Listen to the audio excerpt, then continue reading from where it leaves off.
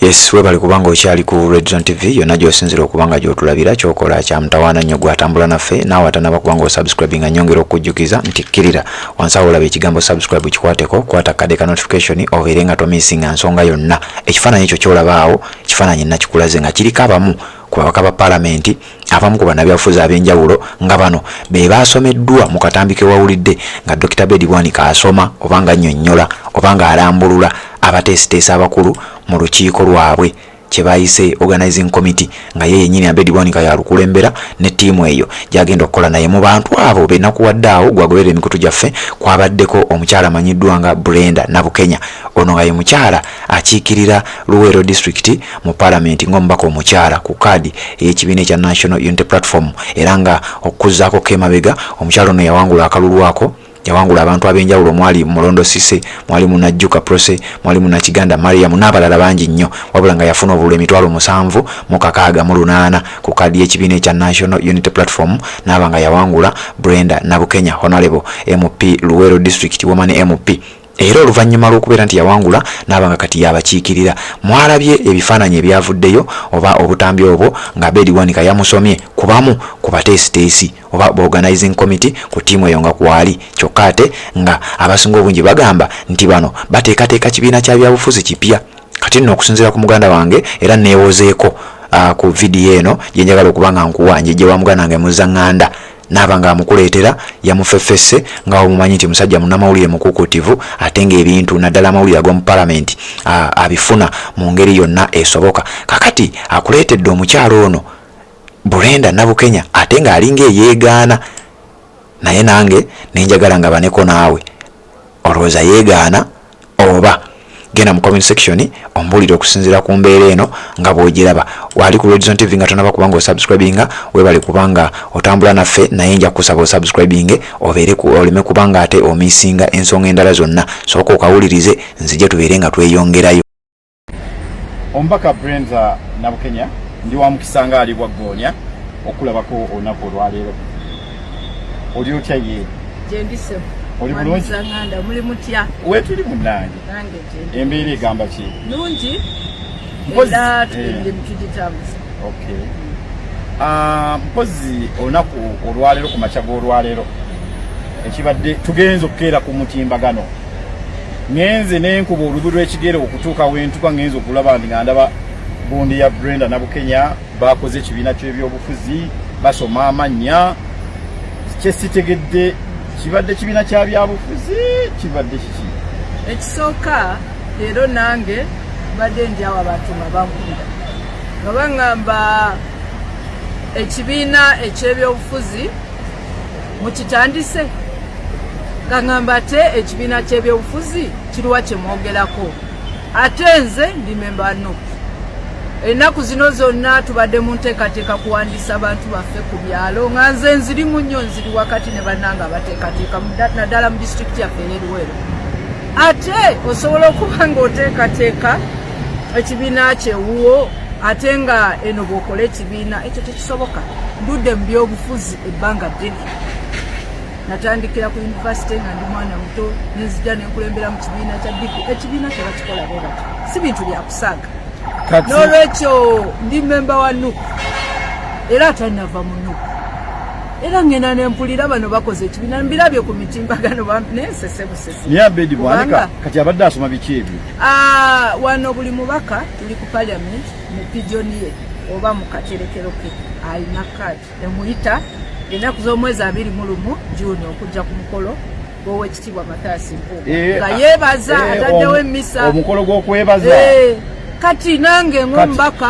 wa NUP ava Luweero nange bampadde kadi abadde asoma abateesiteesi ba mukolo abateesiteesi babeera Masaka okitegeera kati ate mmwe abadde asoma ki kati nange babindaze naye ekituufu kiri bwe kiti tikadi ndirina empita naye ndi wa NUP era teri kibiina kyonna kiteekebwateekebwa era sinatuulako mu lukuŋŋaana lwonna lugamba nti tutaddewo ki kibiina abantu balekeraawo kwegamba ogenda nga baagala okusatulula okulwanaganyisa abantu nga mulwanagana ng'ate muva mu kibiina kyekimu ensonga y'okukola ekibiina nsonga nnene ate tetusiibulangako nze Nabukenya sisiibulangako muno nti nvuddemu oba okiwulira era emirimu nkikola kati bw'ojjanoga nti tukoze ekibiina bwe bakikola oba baba bakifuluma lwatu tobikolera mu nkukutu. N'olwekyo njagala okutegeeza abantu mukakkane, abantu bakkakkane, tuli bannabyabufuzi.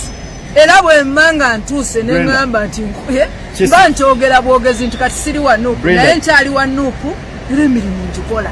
Kati n'olwekyo abo Muzanganda be bantu boolaba alimu oluusi baagala kuvuganya ku kifo kw'oli, oluusi bakibiina kirala batiddemu, oluusi baba ne mu kibiina mwova nga balina ebigendererwa ebyabwe. Kati ekintu ekyo kyabadde ku ki ebyo okusoma amannya ago? Ndowooza akavidiyo nkalabe kubanga saabaddeyo nange bampeereza biweereze okiwulira nga mpulira nti bano naye nange nawulidde biwulire okiwulira.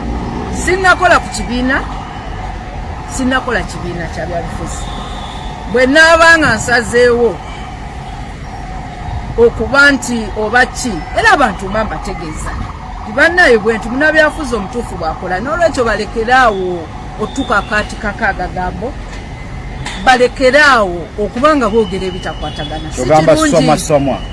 Samwa abaawo mubaamu abantu bangi abaagala okukola ebikyamu. N'olwekyo ffe bino tubibaddemu ebbanga lyembadde mu byobufuzi, propaganda atambula adde eno adde eri, naye kati ffe twaguba ebintu ebyo bye bagenda boogera oba tukole kino tumukole kino. Nedda, abantu babeerewo. Omulimu gwe tuyina buli munnansi ali ku ludda oluwabula gavumenti kwe kulanga tulwanyisa embeera eriwo okujja nakyemalira mu buyinza. Ne bw'otandika okusonga engalo eno ate abasambi bammwe abalungi mubakuba. Buli muntu yenna wa mugaso, omubaka wa mugaso, okansala wa mugaso, omulonzi wansi wa mugaso, buli omu wa mugaso. So toyinza kubanga ogenda oyisaamu abantu bati Abedi omuntu kyandyagadde okutegeera Abedi yabadde asoma mannya gaki? Abedi baŋŋambye era ndabye akatani kyadde asoma abateesiteesi b'omukolo omukolo ogw'ennaku z'omwezi nga 21 okitegeera. Kati abantu ne bakifuula nti kigenda kubeera nange ndi muyite ku mukolo nina kaadi ate memba munno wa Nuupu.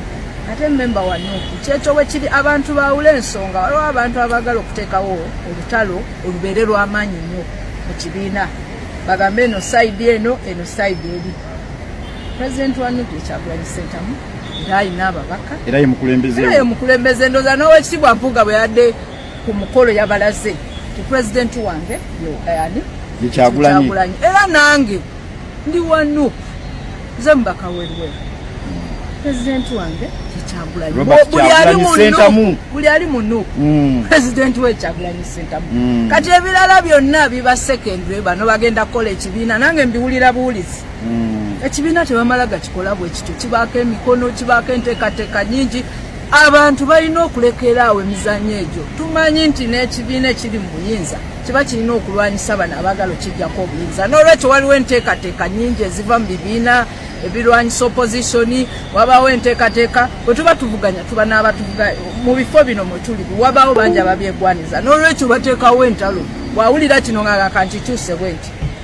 N'olwekyo Yes, ndowooza obiwulidde. Ye mukyala amanyiddwa nga Brenda Nabukenya, oyo nga mubaka akiikirira Luweero district ng'omubaka omukyala. Red Zone TV kwoli webale kubanga okyagoberera. Genda mu comment section ombuulire yeegaanye, yeebuzaabuza oba ebigambo biwulidde. Red Zone TV kwoli genda osubscribinge otubulire ensonga nga gwe boziraba nga ogenze mu comment section. Bw'oba osobola likinga kubanga gy'okoma okulikinga information gy'ekoma okubeera ng'etambula, naawe n'obeera ng'ate obeera omu ku abo abanasooka okumanya ensonga nga bwe zinaaba zizze. Ffe we tuli okubanga tugwa kusakira nga tugwa kuwa ate naba kubanga osubscribing ogenda ku misinga bingi. Red Zone TV beerako tubeere ng'ate tukuwa amawulire gonna tuwuliziganye mu updates eziddako.